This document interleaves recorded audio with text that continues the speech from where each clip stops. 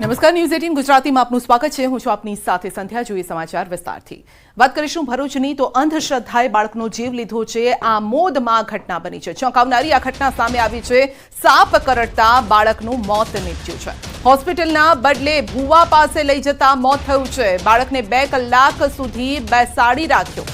તો જ્યાં ડોક્ટરની સારવારની જરૂર હતી, તબીબી સારવારની જરૂર હતી, ત્યાં પરિવારજનો તેને ભૂવા પાસે લઈ ગયા। સાપ કરડતા બાળકનું મોત થયું છે। તો બાળકને 2 કલાક સુધી બેસાડી રાખ્યો અને જેના કારણે બાળક આખરે જીવ ગુમાવી ચૂક્યું છે। તો અંધશ્રદ્ધાએ જીવ લીધો છે એક બાળકનો। પરિવારજનો પણ કેમ સમજતા નથી કે જ્યારે તબીબી સારવારની જરૂર છે એક બાળકને, કારણ કે સાપ કરડ્યો છે, શું ભૂવો ઝેર કાઢી શકે? આ અંગે વધુ અપડેટ મેળવીશું સંવાદદાતા દીપક પાસેથી। જી દીપક, ભૂવાના કારણે કદાચ એક બાળકનો જીવ ગયો છે, અંધશ્રદ્ધાના કારણે આ જીવ ગયો છે બાળકનો। બિલકુલ સમજા, કહી શકાય કે જે આજે શિક્ષણના અભાવે આ એક બાળકનો જીવ ગુમાવ્યો છે એવું લાગે છે। કારણ કે જે આમોદ ખાતે અંધશ્રદ્ધાને લઈને બાળકને જે સાપ કર્યો હતા, જે અંધશ્રદ્ધાને લઈને બાળકને દવાખાને લઈ જવાની જગ્યાએ જેઓ વાસેજીના મંદિરે બેસાડી રાખવામાં આવ્યો। કહી શકાય કે જે આ શિક્ષણના અભાવે આ વસ્તુ થઈ હોય તેમ લાગી રહ્યું છે। કારણ કે જે સાપ કરડ્યા બાદ જેને દવાખાને લઈ ગયા હોત તો બાળકનો જીવ બચી ચૂક્યો હોત। કારણ કે આ જે સાપ કરડ્યો ઝેરી સાપ હતો અને ઝેરી સાપને લઈ જે ગરજનો જે છે એના માતા પિતા છે તેઓ મંદિરે લઈ જઈને બેસાડી રાખ્યો, જેને લઈ બાળક જે છે ત્યાં તેનું મૃત્યુ થયું છે। એટલે હાલ કહી શકાય કે જે અમુક હજુ પણ એવા લોકો છે જે અંધશ્રદ્ધાને માને છે અને અંધશ્રદ્ધાને લઈને કેટલાક લોકો જીવ ગુમાવી રહ્યા છે। આ એક કિસ્સો ભરૂચના આમોદ ખાતે પણ બન્યો છે ને આ કિસ્સો બન્યો જે લોકો માટે એક લાલ બત્તી સમાન પણ કહી શકાય। જી, એનો મતલબ એ છે કે જે ત્યાં ગામના લોકો અથવા તો એવા લોકો છે કે જે ડોક્ટરની સલાહની જરૂર નથી માનતા, એમને લાગે છે કે ભૂવો છે તો બધું ઠીક કરી દેશે। બિલકુલ સંજ્ઞા, કહી શકાય કે આજે પણ એવા લોકો છે કે જે અંધશ્રદ્ધાને માની રહ્યા છે અને અંધશ્રદ્ધાને લઈ ભુવાઓ પાસે જતા હોય છે। આ ભુવાઓ પાસે સાફ કરવાનો તો આજે કિસ્સો બન્યો, પરંતુ કોઈ બીમાર પડે તો ભુવા પાસે તેઓ સારવાર લેવા જતા હોય છે। ત્યારે આવા કિસ્સાઓ અનેકવાર સામે આવ્યા છે અને આ કિસ્સો એક મોટો લાલબત્તી સમાન છે। કારણ કે જે સાફ કર્યો અને સાફ કરવાના કારણે આજે પણ આમાં તો ભુવાની પણ તો ભૂલ છે, પરિવારજનો દોષિત છે, ભુવો પણ એટલો દોષિત, કારણ કે 2 કલાક સુધી તેમને બેસાડી રાખવામાં આવ્યા। ભુવાને ખબર છે કે આ જે સાપ કરડ્યો છે એનું ઝેર તો હું નથી કાઢી શકવાનો, તો પછી શા માટે એને એવી સલાહ ન આપી કે ડોક્ટર પાસે જાઓ?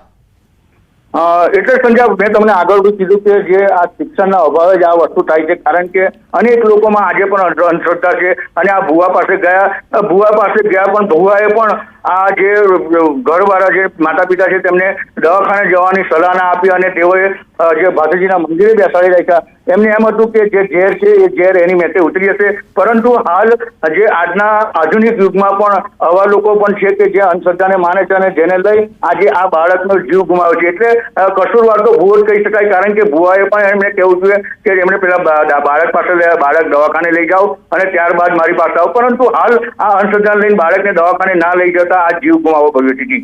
જી, તો પરિવારજનોને કદાચ એ દુઃખ પણ નહીં હોય, કારણ કે એમણે પોતે જ આ ભૂલ કરી છે, પોતાના બાળકનો જીવ લેવાની। એક ભૂવો અને ભૂવા પણ આ રીતે આપણી આસપાસ પણ જોવા મળી જશે કે જે લોકો આ પ્રકારની લાલચો આપતા હોય છે કે અમુક જે વિદ્યા તેઓ જાણે છે જેનાથી તેઓ ગમે તેવા રોગ પણ મટાડી શકે છે। દીપક, આપનો આભાર અમારી સાથે જોડાવા બદલ। એક તરફ અંધશ્રદ્ધાએ બાળકનો ભોગ લીધો છે, બીજી તરફ રાજ્યમાં અંધશ્રદ્ધાનો નવો કાયદો અમલી પણ બનવા જઈ રહ્યો છે। અંધશ્રદ્ધા નિર્મૂલન બિલને રાજ્યપાલની મંજૂરી। ગુજરાત વિધાનસભાએ પસાર કરેલા બિલને મંજૂરી, હવે કાયદો અમલી બનશે।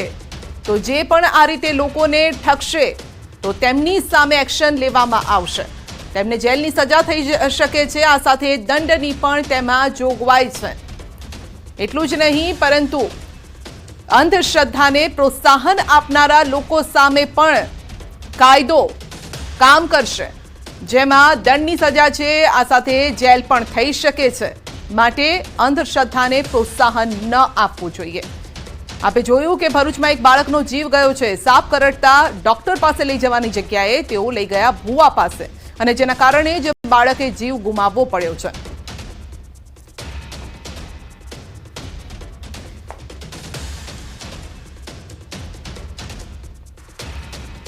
તો અંધશ્રદ્ધા નિર્મૂલન બિલ પસાર થઈ ચૂક્યું છે અને હવે તે કાયદો બની રહ્યો છે. તો તેમાં જોગવાઈ છે, દંડની પણ જોગવાઈ છે, જેલની પણ જોગવાઈ છે. આ અંગે વધુ અપડેટ મેળવીશું સંવાદદાતા ગીતા મહેતા પાસેથી. જી ગીતા, કાયદો બનવા જઈ રહ્યો છે. સવાલ એ છે, ભરૂચમાં આજનો જ આ કિસ્સો છે જેમાં એક અંધશ્રદ્ધાના કારણે બાળકનું મોત થયું છે. હવે જ્યારે કાયદો હશે તો કઈ રીતે એક્શન લેવાશે? જી, વિધાનસભાના ચોમાસા સત્રમાં પસાર કરેલા 5 બિલમાંથી 4ને રાજ્યપાલે મંજૂરી આપી છે અને હવે ગુજરાત વિશેષ કોર્ટ વિધેયક 2024ને રાષ્ટ્રપતિની અનુમતિ માટે મોકલી અપાશે. એટલે આપ જે મુદ્દાની વાત કરો છો, જે ઘટનાની વાત કરો છો, તે રાષ્ટ્રપતિની મંજૂરી મળ્યા બાદ જ એ કાયદા થ્રુ કોઈ એક્શન લઈ શકાશે. જી આપનો આભાર.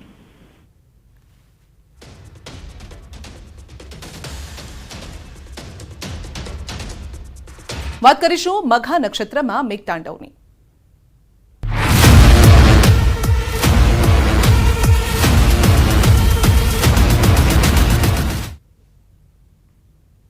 મોરબીવાસીઓને આગામી વર્ષ માટે જળસંકટનો સામનો નહીં કરવો પડે. તાજેતરમાં પડેલા ધોધમાર વરસાદથી જિલ્લાના ડેમોમાં નવા નીરની આવક થઈ છે. 8 જેટલા ડેમો 100% ભરાઈ ચૂક્યા છે. મોરબીની જીવાદોરી સમાન મચ્છુ 2 ડેમમાંથી 5 વખત આખો ડેમ ભરાઈ જાય તેટલું પાણી છોડાયું છે અને જેથી આ વર્ષે મોરબી પંથકમાં પાણીની કોઈ અછત નહીં સર્જાય. મચ્છુ 1, મચ્છુ 2, ડેમી 1, બ્રાહ્મણી 1 સહિતના વિવિધ ડેમ પાણીથી ભરાઈ ચૂક્યા છે અને જેથી ખેડૂતોમાં આનંદ છવાયો છે. તારીખ 20 થી લઈ અને 29 ઓગસ્ટ દરમિયાન મોરબીમાં 50 વર્ષમાં ન પડ્યો હોય તેવો વરસાદ પડ્યો છે અને આ બાબત ઇન્ડિયન ઇન્સ્ટિટ્યૂટ ઓફ ગાંધીનગર દ્વારા કરાયેલા રિસર્ચમાં સામે આવી છે.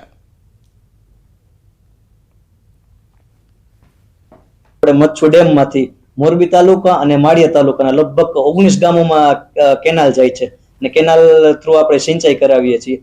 19 ગામમાં પણ આપણે આવતી રવિ સિઝનમાં પૂરતા પ્રમાણમાં આપણે પાણી ચોક્કસ આપી શકીશું.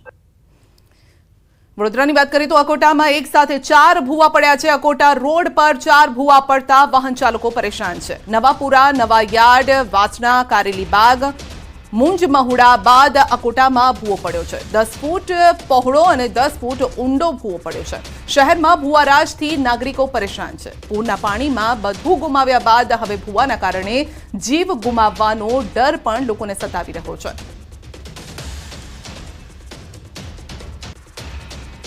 અકોટાથી મુંજ મહુડામાં લગભગ આ 3જો થી 4થો ભૂવો પડ્યો છે અને મેઇન રસ્તા પર તમે જોઈ શકો છો એટલો ટ્રાફિકની સમસ્યા છે ને મેઇન રસ્તા મોટાના મોટા ભૂવા આખી ગાડી ઉતરી જાય એવા ભૂવા પડ્યા છે.